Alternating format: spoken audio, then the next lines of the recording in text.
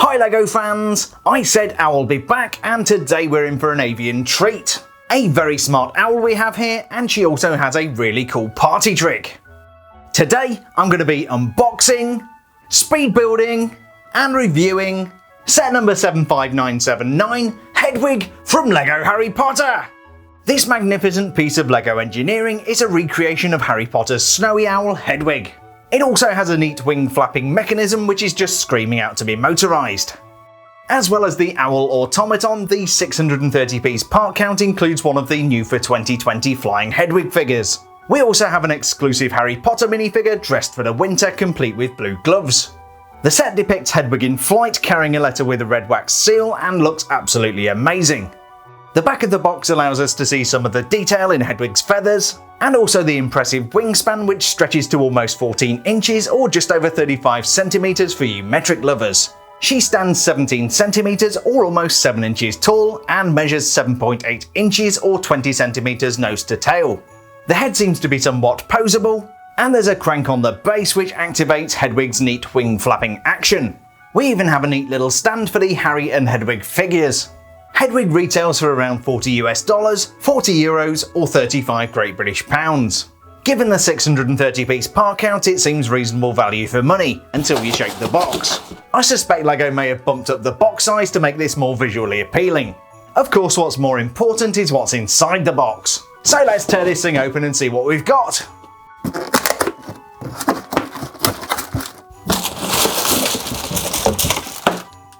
Here's everything that came inside the box. We've got 4 numbered bags of LEGO, a 146-page instruction booklet ironically made out of the owl's natural habitat, and my favourite thing in the whole world, the sticker sheet. I'm going to go ahead and build set number 75979 Hedwig, and today this is going to be a 60-second speed build.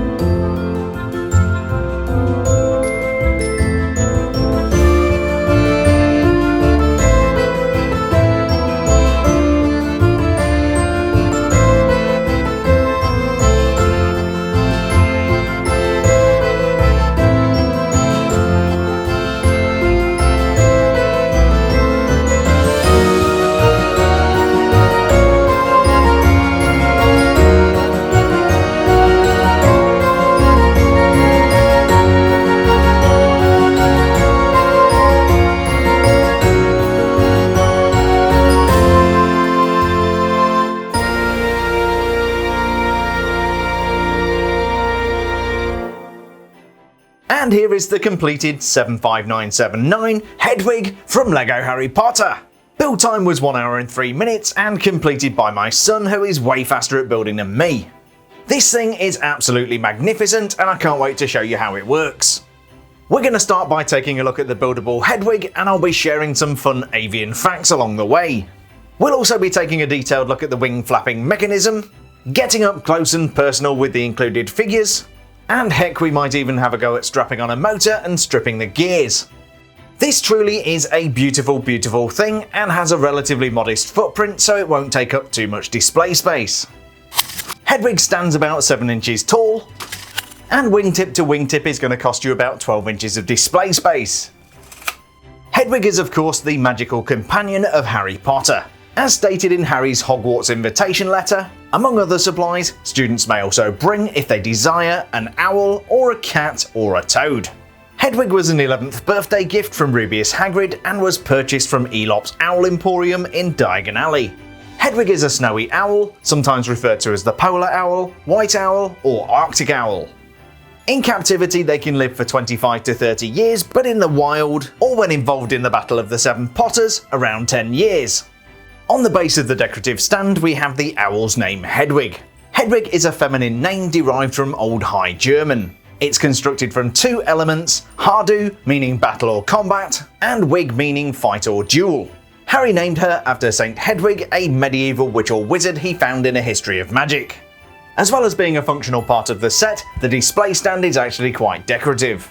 Trans red and trans yellow bricks pick out the house colours of Gryffindor and match Harry's scarf. The top is decorated with brown and gold tiles, there are decorative corner pieces, and at the front we have a stud to attach the Harry and Hedwig figures. The wing flapping mechanism is incorporated into the display stand. This means that Hedwig is permanently attached and cannot be removed without destroying the model. The part of the stand that supports Hedwig is set at the perfect angle to display her in flight. This uses a couple of ball joints to make a nice rigid connection and hold the stand at the right angle. Around the back you'll notice a couple of crank handles and some gears to control the flapping mechanism. We'll come back to all of this Technic goodness in just a moment. Owls are very useful in the wizarding world because wizards haven't figured out how to use email, and in a game of technology top trumps this definitely isn't going to beat Zoom. Owls are used for delivering mail, just like the very official letter that Hedwig has between her talons. It's a shame the illusion is spoiled by stickers which don't match the colour of the Lego. We even have the cardinal sin of a round sticker on a round Lego element. As you can see, that went really well. The talons themselves are pretty simple and just use claw elements. Of course, perched on top of the stand we have the magnificent Hedwig. Isn't she beautiful? Hedwig, like other snowy owls, has large round amber eyes. The reality with this Lego model is slightly different. Although we do have some really nice custom elements, these are gold rimmed and not amber. Owls, like humans, have eyes on the front of the head which allows us to perceive distance. I do like the use of curved elements around the sockets to give the eyes more definition. We also have a modified 1x2 plate which shows some of the feathery detail. The beak is mounted underneath and uses one of these pointy elements. To appreciate the amount of detail in this build, you really do have to turn Hedwig around and look down on her. The tail is super realistic and I love the way it fans out with those black details. You can also fan out the tail feathers even more for when Hedwig needs to slam on the brakes mid-flight. As you can see, there are a lot of small parts in this set. Part of me wonders whether the 10+ recommended age range is a little bit conservative. On the side of Hedwig's body you'll find more of those quarter circle tiles, and some interesting slope pieces to help create the texture of feathers. The black and white markings continue onto the back of the owl, giving Hedwig a very distinctive look. We even have distinctive markings up on top of the head. Speaking of the head, this is posable so that Hedwig can give you a quizzical or possibly even a reproachful look. Finally we get to check out Hedwig's impressive 14-inch wingspan. By manipulating the crank just right you can get them to stay in this impressive position. Like the tail, the wings also have contrasting black detail. On the leading edge we have some really nice texturing which has been cleverly incorporated into the build. There are a bunch more quarter circle tiles which really help to bulk out that 630 piece part count, and then you'll notice that the wingtips are hinged. This means you can change the angle of the feathers to give Hedwig a really dynamic look. The end result showing Hedwig in flight is truly rather impressive, but if you take a look underneath it's clear there's a lot more going on here. We've got gears at the back, and even more moving parts connected to the wing. All of this mechanical wizardry allows us to bring Hedwig to life and into flight. But how does all of this cool stuff work, and why is there a spare gear mounted on the back? Starting at the bottom we have a crankshaft which turns the black gear in the middle. That gear is attached to a Technic axle which transfers the power to two more gears hidden deep within Hedwig's rectum. The next part of the mechanism is buried deep within Hedwig's body. It uses 4 black Technic knob gears to transfer energy to Hedwig's wings. You can actually see these spinning around underneath the wings. The Technic knob gears are connected to these axles just underneath Hedwig's head, and as we turn the crankshaft it creates a kind of cam action. As that turns it causes the wing to rise and fall. Partway along the wing there's another joint which gives it a natural flexing action. It really is a very pleasing action and looks great, but I wonder if it's going to be strong enough to stand up to some motorization. We're going to give that a try in just a moment. Before we do, let's check out little Harry and little Hedwig. Unlike some of the other sets in the 2020 wave of LEGO Harry Potter, this one has a very small minifigure roster. In fact, we only have one Harry Potter, and as Uncle Vernon would put it, that bloody pigeon. This version of Hedwig with the outstretched wings is new for 2020 and appears in 5 sets at the time of filming. As well as this one, she also appears in Fort Privet Drive, Hogwarts Astronomy Tower, Attack on the Burrow, and this rather nice but shiny polybag which I don't think has made it to the United States yet. It's a really nice moulded figure with some really crisp detail for the feathers. There's also some really crisp printing for the downy feathers, eyes and beak. I also like the moulded feet, but it's a shame we don't have a little bit of printing for the talons. Moving on to the boy what lived, Harry Potter, we have a really nice exclusive minifigure. Harry comes with the very short, non-movable minifigure legs which would put him in year 1 or 2. The more recent Harry Potter minifigures released from 2018 come in 3 different size variations. This version of Harry is nice and warm, wearing his winter Gryffindor robes. You can see at the top where the robes are fastened, and then they part slightly at the bottom, showing the Gryffindor school jumper. The robes also feature the Gryffindor house crest, and then we have a very warm looking Gryffindor scarf. Most of the scarf, however, is flicked over Harry's shoulders. It's really nicely printed on the back of the torso, and you can also see some folds in the robes. One thing I really like about the newer minifigures is that LEGO has clearly paid attention to the costumes. In fact, I spent ages trying to track down where Harry is wearing blue gloves and nearly gave up. We do see Harry wearing these winter robes in the first movie, but I couldn't find a shot of the gloves. He always has those hands tucked away in the robes. Moving on to Harry Potter and the Chamber of Secrets, you can see again that this minifigure really does match the costume nicely. Once again, however, Harry likes to keep his hands inside his robes. I wonder what he's doing with those hands. Finally, in the scene where Tom Riddle's diary has just been stolen, all is revealed. Harry's gloves aren't quite as blue as the minifigures, but they are certainly blue. Once again, LEGO have done a really nice job of recreating the costume from the movie. The facial expression is a very recognisable Harry Potter. For my own taste, it's a little bit too cartoonish and looks like Dennis the Menace. The other expression is still quite cartoony, but very comical and makes me smile. I really do like the little cutout in the hair which shows the lightning-shaped scar. The hair is also bushy and unkempt, just like it's described in the books. Harry does of course grow increasingly well groomed as the years go by. It's a super little minifigure, and it's great to get an exclusive to go with the Hedwig build. Now we just need LEGO to make those winter robe torsos in the other house colours. Okay, so we've seen Hedwig flying manually and she looks absolutely awesome. But I do find myself wondering whether we can just whack a motor onto this. What's the worst that can happen? Maybe we'll strip a few gears. Now we could simply remove one of these handles and whack the motor on there. The problem is that we only have one mounting point here, and that's not going to be a very satisfactory place to put a motor. Instead of that, I'm going to try removing the whole crank assembly.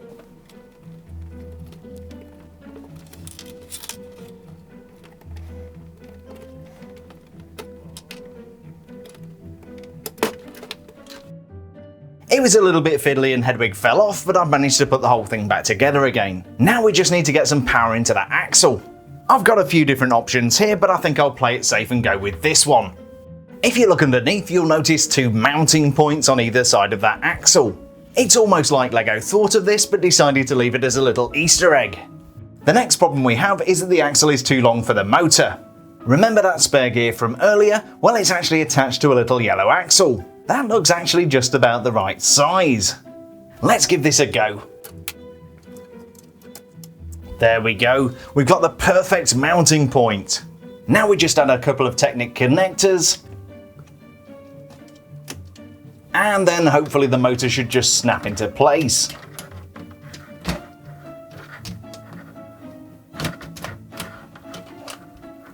Okay, maybe it's not that simple. With a little gentle, forceful manipulation and some encouraging words, I was finally able to get this motor mounted. It's actually as though the designers wanted us to do this. Now we just need to give it exactly the right amount of juice. If you give her too much juice, Hedwig becomes possessed by the devil. Thankfully, there are a couple of ways to fix this. Firstly, I could have used a smaller motor. I didn't realise I'd got one of those.